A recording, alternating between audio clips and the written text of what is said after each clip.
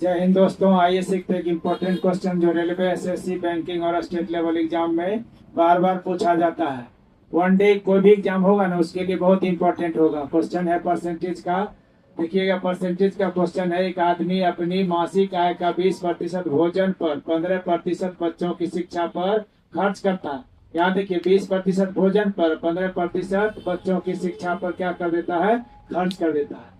बची हुई आय का 40% मनोरंजन, परिवहन पर, 30% दवाई पर खर्च करता है।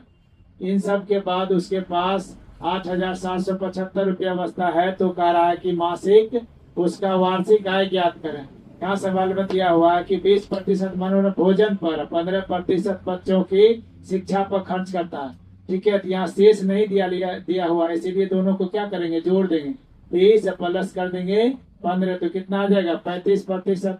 तो 35% का मतलब क्या हो जाएगा, तो 35 का मतलब हो जाएगा, आप लिख सकते हैं 35/100 कर सकते हैं। 5 से काटेंगे तो 7 होगा, 5 से काटेंगे तो 20 हो जाएगा। ठीक है, मानेंगे इसका कुल आय कितना है, इसका कुल आय कितना है, तो x मान लेंगे।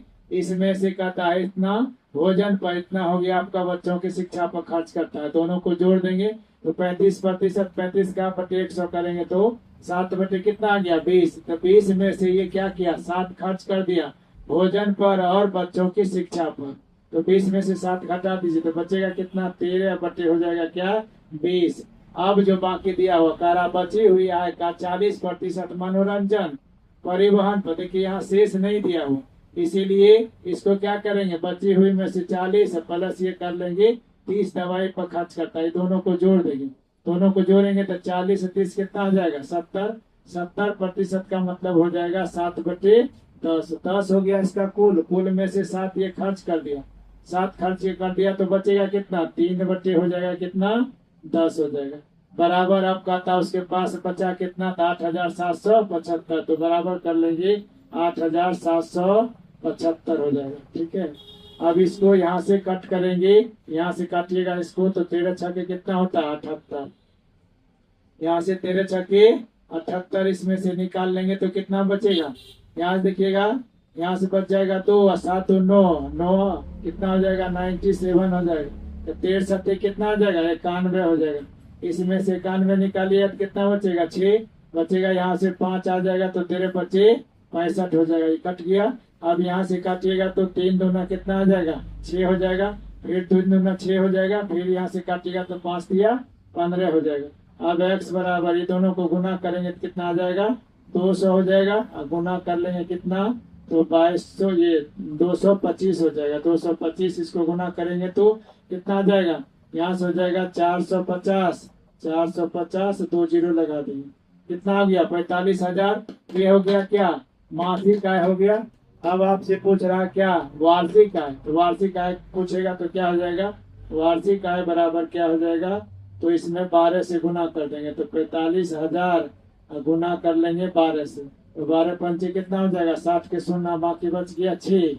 बच्चों का 48, 6 कितना होता है, तो 54 हो जाएगा। इस पर 3 जीरो लगा देंगे तो 5,40,000, यही हो गया इसका आंसर।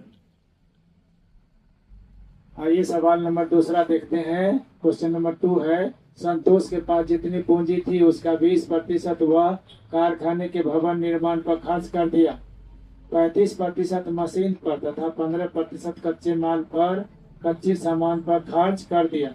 यदि 3% फर्नीचर पर खर्च करने के बाद वह 75,600 रुपया बचा लिया हो तो उसके पास कितनी पूंजी थी, कितनी पूंजी थी।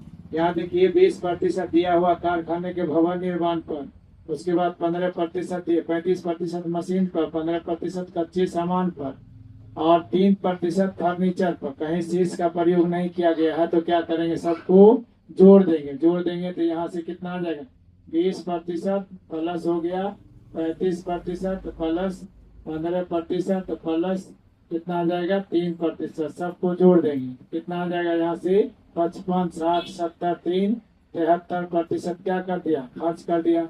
तो बचा कितना, तो 100 में से 73 घटा देंगे, 73% घटा देंगे तो कितना बचेगा, 27। 27% बराबर दिया हुआ कितना, तो 75,600, यही हो जाएगा। 27% बराबर हो जाएगा 75,600। तब कुल उसका जो कितनी पूंजी था, तो पूंजी कितना होता है 100%, तो 100% निकाल देंगे, कितना आ जाएगा 75,600 और गुना कर लेंगे 100, बाई करेंगे कितना 27। ठीक है, अब 9 से काटिएगा तो 9 तिया हो जाएगा 27, यहाँ से 9 8 72 के 72 हो जाएगा, बच गया 3, 9 चौके 36 होता है, ये हो जाएगा 00। यहाँ से काटेंगे तो 28 तिया 84, 28 पर 00 हो जाएगा, बराबर कितना आ जाएगा 2800, 2 0 लगा दीजिए इसमें, तो कितना आ जाएगा 2,80,000। यही हो गया इसका आंसर। आइए इसी में तीसरा क्वेश्चन देखते हैं। क्वेश्चन है, अवनीश अपनी मासिक आय का 2/5 भाग किराए पर एवं शेष, यहाँ तक यहाँ दिया हुआ शेष आय का 3/4 भाग बच्चों की शिक्षा पर खर्च करता है। बचे हुए 180 रुपया को वह बचत खाता में रखता है। उसकी मासिक आय क्या थी? इस तरह से दिया है सवाल।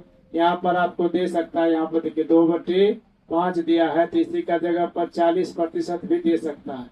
तो मानेंगे अवनीश का मासिक आय क्या है x है, और इसका जो है ये मासिक आय का 2/5 भाग क्या करता है किराए पर खर्च कर देता है। आगे दिया हुआ शेष आय का 3/4 भाग, जब शेष दिया रहे तब इसमें से 5 में से क्या करेंगे 2 को घटा देंगे, 5 में से 2 घटाएंगे तो कितना आ जाएगा 3 बचेगा, तो 3/5 गुना करेंगे शेष आय का 3/4 भाग बच्चों की शिक्षा पर, तो 4 में से 3 खर्च कर दिया, 4 में से 3 घटा देंगे तो कितना बचेगा 1/4। बचे हुए को 180 रुपया को खाता बचत खाते में जमा कर दिया, तब इसके बराबर क्या हो जाएगा 180 रुपया हो जाएगा। तब करा उसकी मासिक आय क्या होगा, तो मासिक आय क्या माने थे x, तो x बराबर कितना आ जाएगा, यहाँ से काटेंगे तो कितना बार में कटेगा 60 बार में कटेगा। यहाँ से ये गुना करेंगे तो 5 चौक कितना हो जाएगा 20, और गुना कर लेंगे कितना 60, गुना हो जाएगा तो कितना आ जाएगा 6 दूना 12, तो कितना आ जाएगा इसका हो जाएगा 1200 रुपया। यही इसका क्या था कुल आय था, यही आंसर होगा।